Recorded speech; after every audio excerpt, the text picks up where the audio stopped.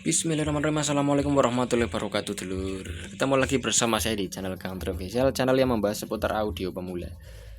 Oke, pada kesempatan kita kali ini saya kedatangan pasien lagi, yaitu speaker yang brodol, yang mati, dulur. Nah, kali ini saya akan membuatkan video sederhana, yaitu mengenai speaker kebakar, apa saja penyebabnya. Oke, simak terus ya. Buat kalian yang belum subscribe, silahkan subscribe. Yang sudah subscribe, saya ucapkan terima kasih.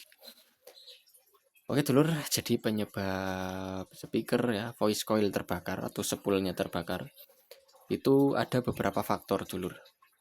Nah, bagi teman-teman yang biasanya bergabung dalam grup ya, itu selalu dikatakan bahwa koil terbakar itu disebabkan oleh DCO yang tinggi.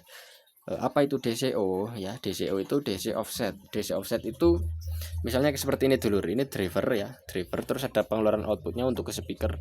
Itu dia kemasukan arus DC ya. Jadi ini voice coil pasti terbakar karena terkena arus DC.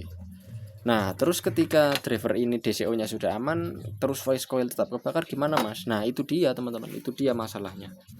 Jadi masalahnya itu tidak selalu mengarah kepada DCO yang tinggi atau DCO yang besar. Itu tidak. Penyebabnya ada beberapa faktor, dulur. Yang pertama ya, itu DCO. Ya, itu memang DCO bisa membakar voice coil. Yang kedua, daya speaker kecil di drive dengan power yang besar dan terus digeber, itu juga akan menyebabkan voice coil panas dan akhirnya terbakar. Yang ketiga, melebihi SPL speaker atau melebihi kekuatan speaker ya. Misalnya kita memutar musik, speaker main 8 ohm ya, satu biji terus digeber agar menghasilkan suara ibaratnya seperti 4 ohm atau 2 biji.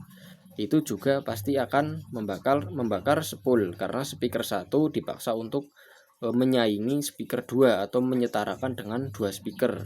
Itu pasti dia akan sengsara sekali ya, dulur, speakernya. Jadi pasti akan brodol, akan terbakar ya. Seperti itu. Jadi yang pertama adalah DCO, yang kedua adalah melebihi kekuatan dari speaker atau melebihi SPL dari speaker. Terus yang ketiga tadi apa ya? Lupa saya. Yang ketiga itu pemutaran musiknya terlalu besar ya, seperti tadi itu melebihi kapasitas dari kekuatan dari speakernya. Terus jika BTL, apakah aman, Mas, untuk geberan? BTL misalnya driver seperti ini, terus di BTL ya, terus sebelahnya ada lagi. Di BTL itu kita harus pastikan dulu DCO masing-masing driver ini sudah jinak dulu, dulur.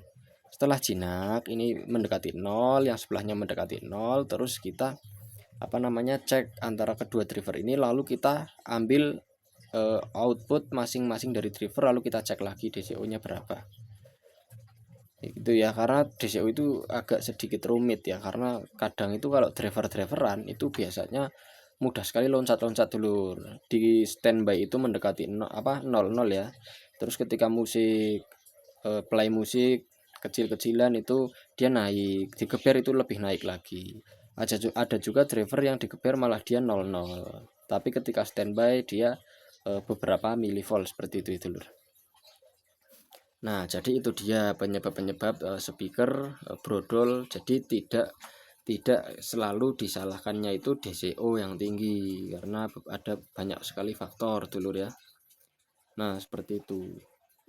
Nah, jadi ketika kita muter musiknya itu terlalu kencang, sedangkan speakernya kapasitasnya mungkin voice coil cuma segini ya. Ini berapa ya? Kisaran kalau nggak salah 2,5 ya, 2,5 atau 2,6 ya.